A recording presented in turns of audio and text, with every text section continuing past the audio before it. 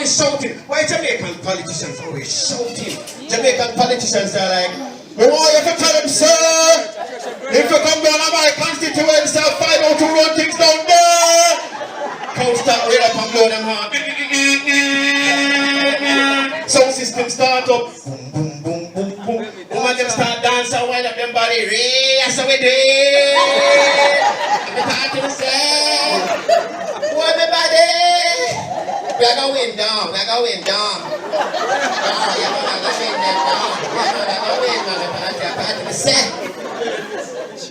Our political meetings are like a cross between a street dance and a freak show. JLP and PNP, I don't know to choose 6 or 1 after the other man. They're both crazy. So it's like asking me to choose between the PNP and JLP. It's like, my daughter won't go to the graduation ball, and you tell me, say, as her escort, I must choose either R. Kelly or Bill Cosby. It's like, who am I going to choose? Me no want none of them. Me no want none of them. One of the biggest problems in Jamaican politics is that too much old people in our politics. For real.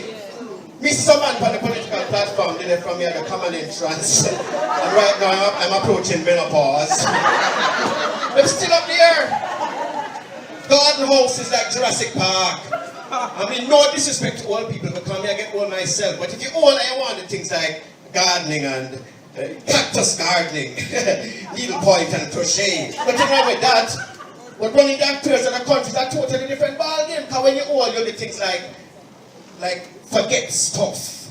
Very important stuff. Like remember Dorothy Lightburn? She couldn't remember recent matters of national security. But she remembers a kid that took her chair back in 1980. And that's typical of old people. My mother is just like that. And my mother gets it from your age. My mother can't remember recent important events. But she even bring up things from way back in my childhood that are totally irrelevant and embarrassing.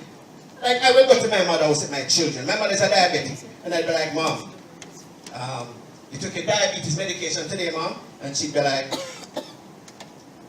Mikey, Mikey, you know that I don't remember that, Mikey, but Mikey, you remember that Wednesday morning in preschool when you beat yourself in class, and when Miss Jenkins was changing the little Batman with this little girl, Samantha Robbins, said he had a small TV. You remember that, Mikey? Said it looked like a little small wax crayon, like a little Crayola. I'd be like, objection, that was a long time ago and it's totally irrelevant. And she'd be like, but Mikey, when you got married the other day, your wife told me the same thing, you know, Mikey. That's why I gave you a coloring book for your wedding present, Mikey. I think it must have some use somewhere, Mikey. I'd be like, children, let's go home. Daddy has a small TV. Shut up! My mother is like, hi, crayon boy. I'm back again so Mikey. Crazy, man. Never serious leadership crisis in this country, man. Even the church. You have some crazy people in the church, man, like Al Miller, man. I think that Al Miller should seriously think about a career change now. I think it's about time Al Miller just turn a dancehall DJ and done. Because in order to be a dancehall DJ, you have to be a thugs.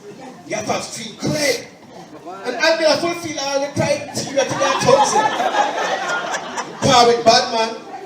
Him have gun issues. Him have run-ins with the law. And him certainly burn the gears. I can't just say Al Miller's thing wasn't a tune. A thing like, you know see how me bad, you know see how me big.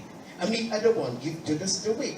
Call the embassy upon the Blackberry, but Babylon pull me over at ferry.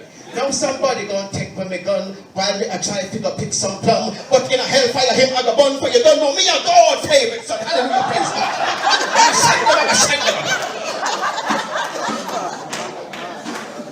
Jamaica have a lot of crazy people. And it's crazy for me because I am a parent. Anybody here has children? I don't know how to raise my children in this environment. And I have to admit to you, say, right now, I am not sure how to discipline my children. I don't know, I'm confused. Because I want to do the right thing, and I'm not sure what to do. Anybody here got beaten? Beaten? Yeah. In Jamaica, beating is part of our lifestyle, our heritage, our culture. In America, North America, they don't like it too much. In America, the experts are like, You should never ever hit your child. It's physically and psychologically traumatic. We must love and nurture our children like the beautiful flowers that they are. Jamaican parents are like, well, if you use the flowers, I'm the gardener, and I'm going to weed out your backside, if you know what I'm saying. Jamaican parents don't ramp. So Jamaicans can't relate to Americans, and they make a pion attitude towards discipline. So like you watch a show like Oprah, and you have some dude who had a traumatic childhood. And everybody from Oprah have a hard story. And you to be like, thank you, Oprah, for allowing me to share my story with the world. Here's the thing. When I was a child, my dad, it's okay, I got this. My dad hit me twice, and it hurt. And the studio audience is like, and then Oprah gave me a tissue. Meanwhile, Jamaicans at home and in the diaspora watching TV are like, hey, what you watching already? Hey, lucky. And you see my father, let me tell you, man, I can't say I had absent father issues because my father was very, what would you say now, hands-on. That's because my father always had his hands-on something connected with my backside. Because my father was from the old school of beat first, no ask no question later. No. He never had no time for no commission of inquiry or no forensics and ballistics. My father was judge, jury, DPP and hangman all in one little arms house package. My father would come to a verdict, all by make a loan some self, and then execute. Which means a barrage of big everlasting blow or blurt not royal George bitch. So when I was a teenager now, you think say I get big now, so I decided I have had enough of the damn foolishness. You know, for the arms house and the human rights abuse, I rebelled against my father. I launched a full-scale rebellion against my father. And that whole rebellion phase lasts for roughly, I would say, about 3 minutes. When you're dead. Cut a long story short, I used to listen to a lot of Bob Marley. And Bob Marley did sing some revolutionary tune. Some tune like, get up, stand up for your rights. Some tune like, if you have a big tree, I have a small axe, ready to cut you down.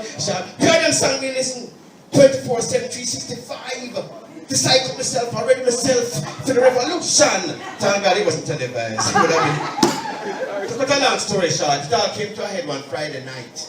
I come home late from an evening of wild youth fellowshipping. That's the only place I used to go. Fellowship. Come home late, my father take one look for me, one look on him watch and start Ferrari and Tate and go on the most weird. I mean, just turn up cool and easy and take him a Bob Marley playlist. In those days, whenever I have an iPod or MP3 player, if you want to play this, you have to memorize the song and play them in your head. So my father Ray and me like, big tree, Ray, get up, stand up. And my father decides to look too chill. I never look intimidated enough. My pants front was still dry. He never liked that. So my father took it to another level and shouted at me and said, sit down! But I stood my ground. I looked my father directly in the eyes and I said to my father, I said, please.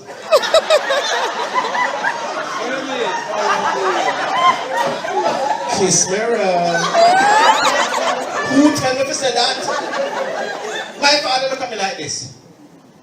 And my mother went like this. My father leave the bedroom going to the bathroom and started to put on his shirt. He said, yes, man, I know. I'm here on things. The Bob Marley playlist go wild. Pure big tune I play. If you are bull bucker, let me tell you this. I'm a dopey conquer. We're gonna chase those crazy ballers out of a black man redemption. Babylon, your throne gone down. Babylon, I pure them song I play while we rejoice. It's an important principle in combat I totally never know about, which is you can win the battle, you lose the war. I never know that. She killed Mary Hart in here, so I jump on her pants. My father in the room and put on his shirt and was turned to my mother and said, I am going to kill Michael now. take him to your mother's house. My mother's like, George, you mustn't say that. He's like, I'm going to kill the boy, don't take him to your mother.